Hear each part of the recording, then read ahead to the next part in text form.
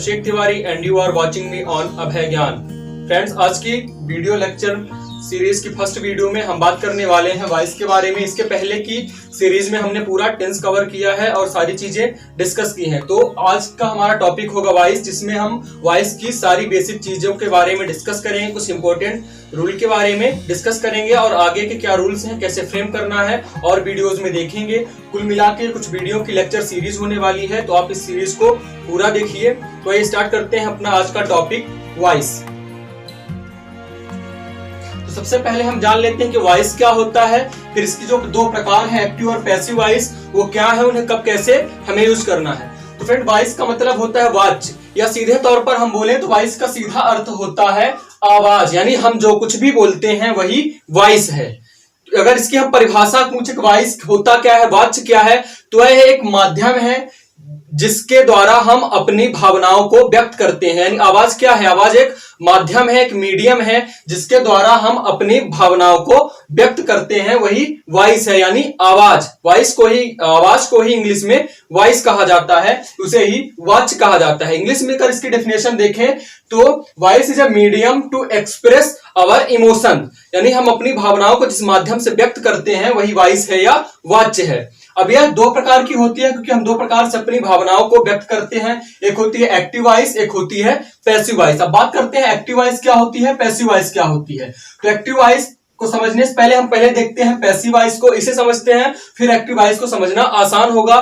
तो इसकी डेफिनेशन सबसे पहले हम देखते हैं पैसिव वॉइस की डेफिनेशन क्या होती है। तो जैसा कि आप यहां देख सकते हैं कि the passive voice is used to show interest in the object that experience an action rather than the person or object that performs the action and becomes the subject of the sentence। यानी जो passive voice यानी किसे हिंदी में कर्मवाच्य कहते हैं, इसका प्रयोग सेंटेंस में किसी ऐसे ऑब्जेक्ट या पर्सन को पर ध्यान देने के लिए किया जाता है जो उसमें एक्शन को परफॉर्म नहीं कर रहा हो बल्कि उस एक्शन को एक्सपीरियंस कर रहा हो। सीधे तौर पर बात करें तो पैसिव वॉइस में हम सब्जेक्ट की बजाय ऑब्जेक्ट पे फोकस करते हैं। यानी पैसिव वॉइस ऐसे सेंटेंसेस होते हैं जिनमें सब्जेक्ट के बजाय हम ऑब्जेक्ट पे ध्यान देते हैं। हमारा जो मुख्य होता है वह ऑब्जेक्ट होता है, ना कि सब्जेक्ट होता है। वही डेफिनेशन यहाँ पे लिखी हुई है कि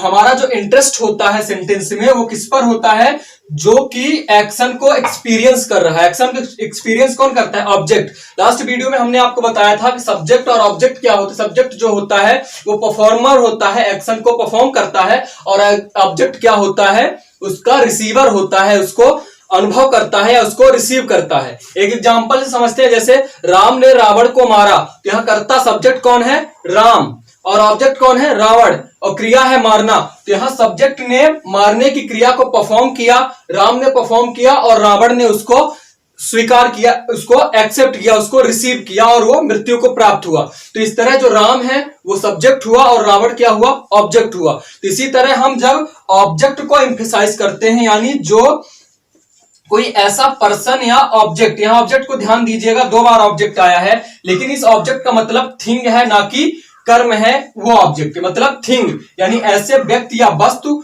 जो किसी कार्य को एक्सपीरियंस करते हैं या एक्शन को रिसीव करते हैं।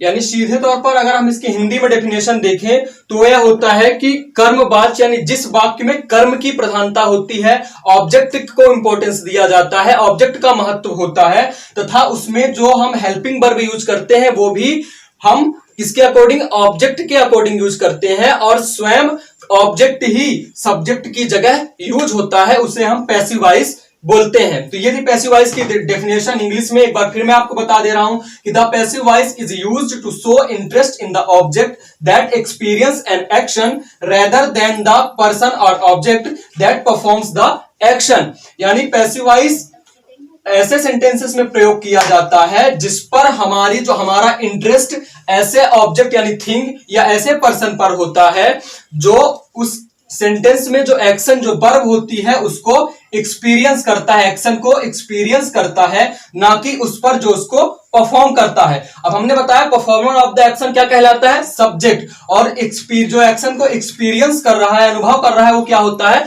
ऑब्जेक्ट। मैंने राम और रावण का एग्जांपल बताया। तो यहां सीधे तौर पर ऑब्जेक्ट को महत्व दिया जाता है, उस पर जो हम सहायक क्रिया यूज करते हैं वो भी हम ऑब्जेक्ट के हिसाब से ही यूज करते हैं। तो ये थी डेफिनेशन। आई होप आपको अच्छी तरह समझ में आ गई होगी। अब देखते हैं कि ये जो पैसिव वॉइस होता है इसे क्यों यूज करते हैं, आखिर क्यों हम इसका प्रयोग करते हैं। क्योंकि ये दोनों ही जब हमारी भावनाओं को व्यक्त करते हैं तो हम एक्टिव वॉइस में ही सारी बातें क्यों नहीं कर लेते, हम क्यों पैसिव का यूज करते हैं। लेकिन उसके पहले हम जान लेते हैं एक्टिव क्या होते हैं। एक्टिव सेंटेंस वो सभी नॉर्मल सेंटेंस होते हैं जिनमें सब्जेक्ट प्रधान होता है। जैसे आपने पूरा टेंस पढ़ा है, टेंस में जितने भी वाक्य आपने सेंटेंस फ्रेम किए हैं वो सारे एक्टिव वॉइस के हैं, क्योंकि उन सब में सब्जेक्ट को प्रधानता दी गई है। जैसे हम देखते हैं कि राम गोज टू मार्केट, तो यहां राम बाजार जाता है, यहां प्रधानता राम को दी गई है और राम के हिसाब से ही हम वर्ब में चेंज कर रहे हैं। हालांकि यहां हेल्पिंग वर्ब यूज नहीं होती है, लेकिन मेन वर्ब के साथ जो हमने यहां पर ईएस ऐड किया है वो सब्जेक्ट के अकॉर्डिंग किया है। जबकि जब इसे हम पैसिव में फ्रेम करेंगे तो हमारे सब्जेक्ट का प्लेस लेगा ये ऑब्जेक्ट, ये हमारा नया सब्जेक्ट बन जाएगा पैसिव वॉइस का, और फिर इसके अकॉर्डिंग हम यहां पर वर्ब और मेन वर्ब को रखेंगे। एक और इंपॉर्टेंट चीज आप ध्यान रखिएगा कि जब भी हम पैसिव वॉइस बनाएंगे, पैसिव सेंटेंसेस को फ्रेम करेंगे, तो वहां जो हमारी मेन वर्ब होती है उसकी हमेशा थर्ड फॉर्म यूज करनी है। कोई भी किसी भी टेंस का अगर आप पैसिव बना रहे हैं तो आपको हमेशा third form of main verb use करनी है। हेल्पिंग वर्ब हर टेंस वाइज अलग अलग होती है, हर कंडीशन की अलग अलग होती है, उनके बारे में हम बाद में बात करते हैं। तो आइए अब हम देखते हैं कि आखिर क्यों हम पैसिव वॉइस का यूज करते हैं। कई बार हम पैसिव तो पढ़ लेते हैं, पूरे रूल्स भी पढ़ लेते हैं, लेकिन हमें यह नहीं पता होता कि आखिर हम पैसिव यूज क्यों करते हैं। तो आइए इस तथ्य के बारे में, इस टॉपिक के बारे में हम बात करते हैं। तो पहली कंडीशन कब, जब ऑब्जेक्ट को इंपॉर्टेंस देना हो, यानी जब इंपॉर्टेंस सब्जेक्ट को नहीं बल्कि ऑब्जेक्ट को देना हो तब आप यूज करेंगे। जैसे Mahabharata was written by lord Ganesha, यहां इस सेंटेंस में कह रहा कि जो महाभारत थी वो भगवान गणेश के द्वारा लिखी गई थी। तो यहां भगवान गणेश को नहीं, इस सेंटेंस में इंपॉर्टेंस किसको दिया गया है, एम्फेसाइज किया गया है महाभारत, जो कि हिंदू का एक पवित्र ग्रंथ है, एक महाकाव्य है, उसको यहां इस सेंटेंस में एम्फेसाइज किया गया है, उसको इंपॉर्टेंस दिया गया है। तो इस तरह सेंटेंस बताने के लिए जब आप ऑब्जेक्ट को महत्व देना चाहते हैं तब आप यूज करते हैं पैसिव वॉइस।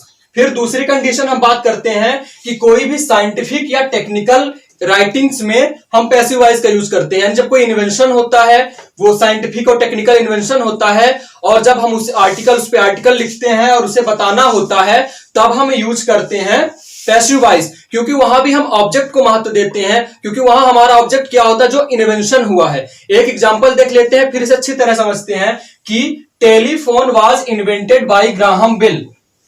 तो यहां टेलीफोन ग्राहम बेल के द्वारा खोजा गया, ठीक। तो यहां टेलीफोन को महत्व दिया गया है एक इन्वेंशन पे, क्योंकि जिस समय टेलीफोन का इन्वेंशन हुआ होगा शुरुआत में अपने आप पर बहुत बड़ी इन्वेंशन और बहुत बड़ी बात रही होगी, तो यहां महत्व किसको दिया जाना था, बात वही है, महत्व टेलीफोन को दिया जाना था, ना कि ग्राहम बेल साइंटिफिक। क्योंकि कोई भी इंसान जब तक कोई साइंटिफिक इन्वेंशन नहीं कर लेता है वो एक कॉमन मैन ही होता है, उसको इतना बड़ा दर्जा नहीं दिया जाता है। लेकिन जब वह कोई आविष्कार या कोई इन्वेंशन कर लेता है तब वो साइंटिस्ट हो जाता है, एक वो विशेष इंसान हो जाता है। तो यहां पर महत्व किसको दिया गया है, टेलीफोन को। Telephone was invented by Graham Bell. इस तरह कोई भी आविष्कार होते हैं, कोई भी इन्वेंशन होती है साइंटिफिक और टेक्निकल, तो वहां इस तरह की राइटिंग में हम यूज करते हैं पैसिव वॉइस का। फिर अब देखते हैं हम थर्ड कंडीशन क्या होती है, जब सब्जेक्ट अनोन हो। सब्जेक्ट अनोन हो मतलब सब्जेक्ट के बारे में आपको पता ना हो, यानी कोई भी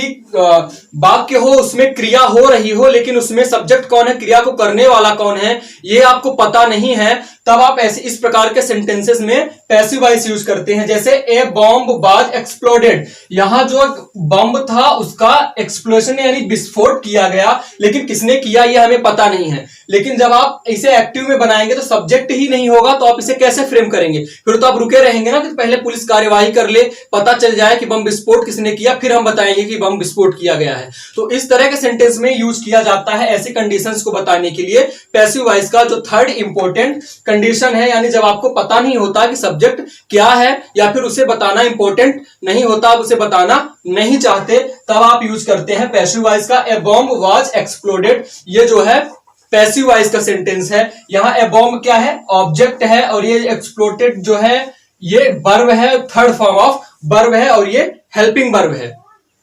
तो इस तरह इन कंडीशंस में आपको यूज करना होता है पैसिव वॉइस। ये होता है सही यूज पैसिव वॉइस का, यानी कहां यूज करना है। तो ये तीन कंडीशन होती है, यानी जब ऑब्जेक्ट को इंपॉर्टेंस देना हो, या फिर आप सब्जेक्ट को बताना ही नहीं चाहते, सब्जेक्ट के बारे में आप बात ही नहीं करना चाहते, आपका जो इंटरेस्ट है वो ऑब्जेक्ट में है।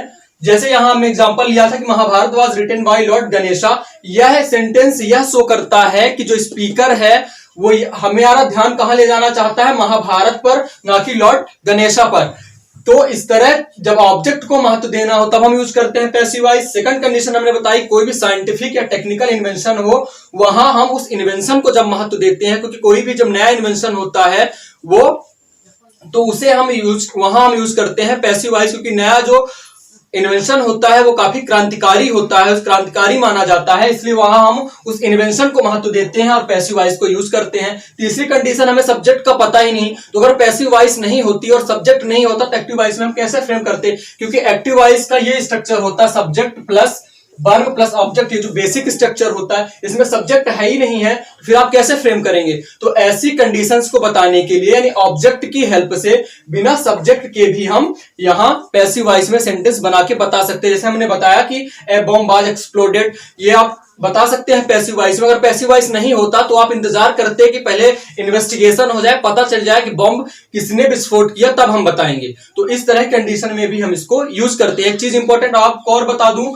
कि जब हम एक्टिव पढ़ते हैं वहां ऑब्जेक्ट ना हो तो भी काम चल जाता है, जैसे सब्जेक्ट और वर्ब, जैसे राम गोज, राम जाता है, और जब लेकिन सब्जेक्ट होना मैंडेटरी है। और जब हम बात करते हैं पैसिव की तो वहां सब्जेक्ट ना हो तो भी काम चल जाता है, जैसे लास्ट सिचुएशन हमने पढ़ी, ए बॉम्ब वाज एक्सप्लोडेड, लेकिन ऑब्जेक्ट का होना इंपॉर्टेंट है।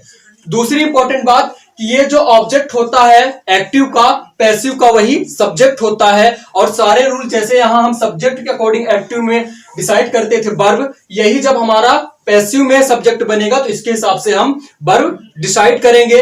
मेन वर्ब की हमेशा थर्ड फॉर्म यूज करनी है, और अगर सब्जेक्ट है, अनोन नहीं है, या फिर आप बताना चाहते हैं, जैसे हमने आप बाय लॉर्ड गणेशा यूज किया है, तो ये एजेंट बोला जाता है या डूअर बोला जाता है। वहां उस स्थिति में यह डूअर तो होता है, यानी कार्य करने वाला होता है सेंटेंस में, लेकिन फिर भी इसे उतना महत्व नहीं दिया जाता है, इसलिए इसे हम सब्जेक्ट नहीं बोलते हैं, क्योंकि सब्जेक्ट तो ये ऑब्जेक्ट बन चुका होता है।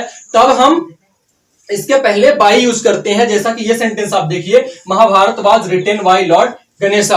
अब इसके क्या जनरल रूल्स हैं, क्या स्पेसिफिक कंडीशंस है, उसके बारे में हम आगे बात कर लेते हैं। इस वीडियो में एक इंपॉर्टेंट चीज हम डिस्कस कर लेते हैं कि किस तरह कैटेगराइज करके पैसिव वॉइस को हम पढ़ेंगे। हालांकि पैसिव वॉइस की कोई जो ग्रामेटिकल है वो उस तरह कोई कैटेगरी नहीं है, कोई कैटेगराइज नहीं किया गया है, फिर भी हम अध्ययन की सुविधा के लिए उन्हें कुछ पार्ट में डिवाइड करेंगे। तो आइए देखते हैं हम कैसे डिवाइड करके आगे पढ़ेंगे। आइए कुछ कैटेगरीज हम देख लेते हैं कि उन्हें किस तरह हमें डिस्कस करना है। वास्तव में ये कोई कैटेगरी नहीं है, कुछ रूल्स होते हैं, तो हमें अध्ययन की सुविधा के लिए हम उन्हें डिवाइड करके उन्हें अध्ययन करेंगे। सबसे पहले हम पढ़ेंगे जनरल रूल्स, जो लगभग काफी हद तक सभी प्रकार के सेंटेंसेस में लागू होते हैं, जो कि बहुत ही इंपॉर्टेंट है, तो वो पढ़ेंगे। इसके बाद हम टेंस वाइज कैसे सेंटेंसेस को पैसिव बनाना है, यानी कैसे present indefinite, present continuous, present perfect, इन सब का कैसे बनाना है वो हम डिस्कस करेंगे। साथ ही इसके अंदर एक चीज आपको और हम बताएंगे कि कौन से टेंस का आपको पैसिव नहीं बनाना है। तो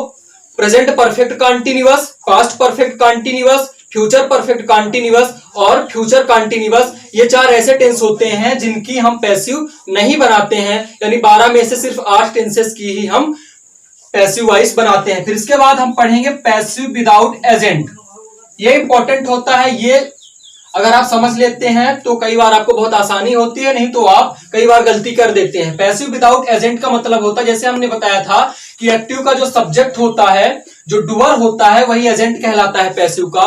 तो उसमें कई बार कुछ सेंटेंसेस ऐसे होते हैं जिनमें हम उस एजेंट को मेंशन नहीं करते हैं, जैसे police arrested, police arrested the thieves. तो यहां पर जो आप देख रहे हैं कि पुलिस ने चोरों को गिरफ्तार किया, तो इसे जब आप पैसिव बनाएंगे तो वहां आपको द पुलिस मेंशन नहीं करना होगा, सिर्फ आप करेंगे कि the thieves were arrested bye police, आपको नहीं करना है। क्यों नहीं करेंगे? क्योंकि यहां कर्ता अंडरस्टूड है, हम सबको पता होता है कि जो थीव्स है उनको अरेस्ट कौन करेगी? पुलिस ही अरेस्ट करेगी, कोई और उन्हें मिनिस्टर या कोई प्राइम मिनिस्टर अरेस्ट करने नहीं आएगा, वो पुलिस के द्वारा ही अरेस्ट किए जाएंगे। तो यहाँ जो सब्जेक्ट है यानी जो डूअर है वो अंडरस्टूड होने के कारण हमें यूज नहीं करते। ज्यादा डिटेल में हम आगे पढ़ेंगे। देखते हैं अपनी नेक्स्ट कंडीशन, मॉडल्स, यानी ऐसे सेंटेंस जिनमें मॉडल एक्सिलरी वर्ब यूज की जाती है, ये भी हेल्पिंग वर्ब के रूप में ही यूज होती हैं। तो जब हम इन्हें यूज करते हैं तो इनमें क्या चेंजेस होंगे वो पढ़ेंगे। इसके बाद इंपेरेटिव सेंटेंस। इंपेरेटिव सेंटेंस वो सेंटेंस होते हैं जिनमें हम किसी को कमांड यानी आज्ञा देते हैं, किसी को रिक्वेस्ट या प्रार्थना करते हैं, या फिर किसी को एडवाइस देते हैं। इस तरह के सेंटेंसेस को बोलते हैं इंपेरेटिव सेंटेंस। तो इंपेरेटिव सेंटेंस कोडिंग कैसे फ्रेम करना है ये हम देखेंगे। फिर passive of infinitive, infinitive verb को हमें कैसे फ्रेम करना है वो देखेंगे। इन्फिनेटिव वर्ब होती है वर्ब, टू प्लस वर्ब जो होती हैं वो होती हैं इन्फिनेटिव वर्ब, जैसे टू गो, टू रीड, यानी टू प्लस वर्ब। इस तरह की जो वर्ब्स होती हैं वो इन्फिनेटिव कहलाती हैं। तो इन्हें हमें किस तरह फ्रेम करना है वो पढ़ेंगे। और लास्ट में हम देखेंगे मिसलेनियस। जी हां, ये भैया सबसे ज्यादा तंग करते हैं, ये हर जगह मौजूद होते हैं। मिसलेनियस, हर चीज में आप इन्हें देखते हैं और यही सबसे ज्यादा परेशान करते हैं, और मार्क्स छीनने का सबसे ज्यादा काम इन्हीं का होता है। हमें कई बार कटअप से 1-2 मार्क नीचे लाके पटक देते हैं, वो यही करते हैं, क्योंकि ये कुछ अलग होते हैं, कुछ स्पेसिफिक होते हैं। जैसे आपके फैमिली में कुछ मेंबर्स होते होंगे जिनकी किसी के साथ नहीं बनती, यानी वो सबसे अलग थलग रहते हैं, सबसे अलग चलते हैं। जैसा कि आप बोलते होंगे कि इनकी खिचड़ी अलग ही पकती है। सेम कंडीशन ग्रामर के अंदर जो मिसलेनियस होते हैं इनकी भी खिचड़ी अलग पकती है, यानी इनके अपने तौर तरीके होते हैं, इनकी अपनी कंडीशंस होती हैं, ये अपने सामने किसी की नहीं सुनते। तो ये भी एक इंपॉर्टेंट टॉपिक होगा, इसके बारे में भी हम डिस्कस करेंगे। तो आज हमने अपना सिलेबस डिस्कस किया है कि वॉइस के अंदर हम क्या पढ़ेंगे, कुछ कंडीशन डिस्कस की है। इसके अलावा अगली वीडियो में हम जनरल रूल्स पढ़ेंगे और कुछ टेंसेस के बारे में पढ़ेंगे कि टेंस को कैसे हम पैसिव में चेंज करेंगे। तो आई होप आज की वीडियो में जो चीजें हमने आपको